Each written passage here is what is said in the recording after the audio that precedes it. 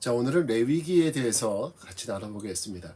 레위기 정말 어려운 책이죠. 많은 성도님들이 읽기가 어렵고하고 또 이해하기도 어려운 책인데, 사실 레위기는 구조 자체는 간단합니다. 그리고 전체적인 그 구조를 이해하면 내용도 쉽게 이해할 수 있을 것입니다. 레위기의 주제가 뭐냐? 내가 거룩하니 너희도 거룩하라. 다시 말해서 이 거룩이 주제라고 볼 수 있어요. 이스라엘 백성들이 시내산에서 하나님과 언약을 맺었어요. 사람과 사람이 아니라 하나님과 사람이 맺은 언약이에요. 근데 하나님은 인간이 아니시기 때문에 거룩하신 분이죠. 그러면 그 백성된 사람들도 거기에 걸맞는 하나님의 거룩에 걸맞는 이런 삶을 살아가야 되는 것은 당연하죠. 그래서 내가 거룩하니 너희도 거룩하라, 이것이 주제가 되는 것이고, 자, 그러면 인간이 하나님을 섬기기 위해서, 하나님을 왕으로 섬기기 위해서 그럼 우리는 어떻게 살아야 되느냐?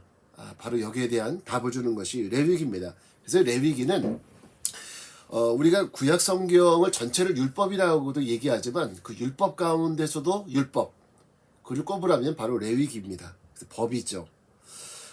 이 레위기는 히브리어 성경으로는 와이크라 혹은 바이크라 이렇게 말하는데, 그 의미가 그가 부르셨다라는 뜻입니다. 하나님이 부르셔서 백성을 삼으신 거죠.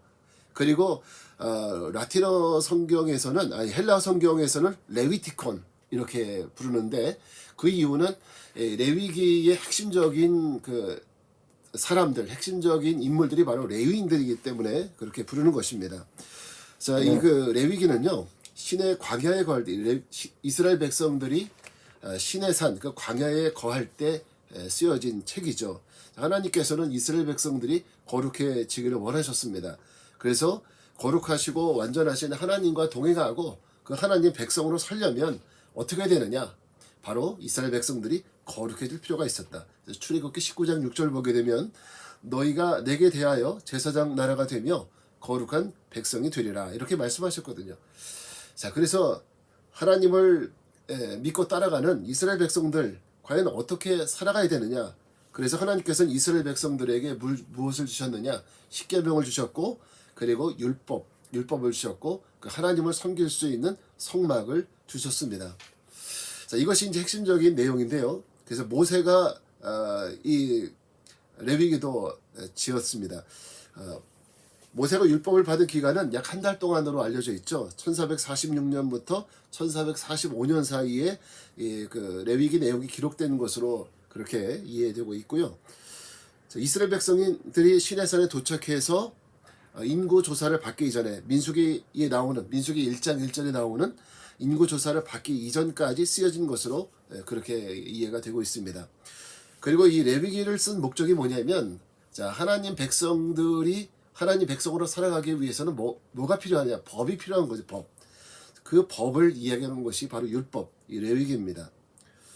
자, 그래서 이 법은요, 레위기에서 얘기하는 법은 크게 세 가지로 볼 수 있어요. 첫째는 제사법. 우리가 알고 있는 그 제사법이죠. 화제, 번제, 그리고 화목제, 속건제, 속제제, 이런 어떤 5가지 제사법. 자, 하나님을 섬기는 방법이에요.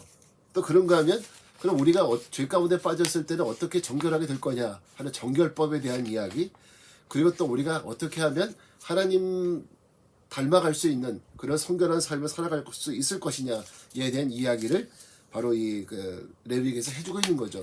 그래서 레위기의 주제는요, 굉장히 구조가 간단합니다. 1장부터 10장까지는 제사법에 대해서, 11장부터 17장까지는 정결법에 대해서, 우리가 어떻게 죄 가운데서 정결해질 수 있을 거냐, 그리고 18장부터 마지막 27장까지는 우리가 하나님 앞에 성결한 백성들이 되기 위해서 우리는 어떻게 해야 될 거냐. 네.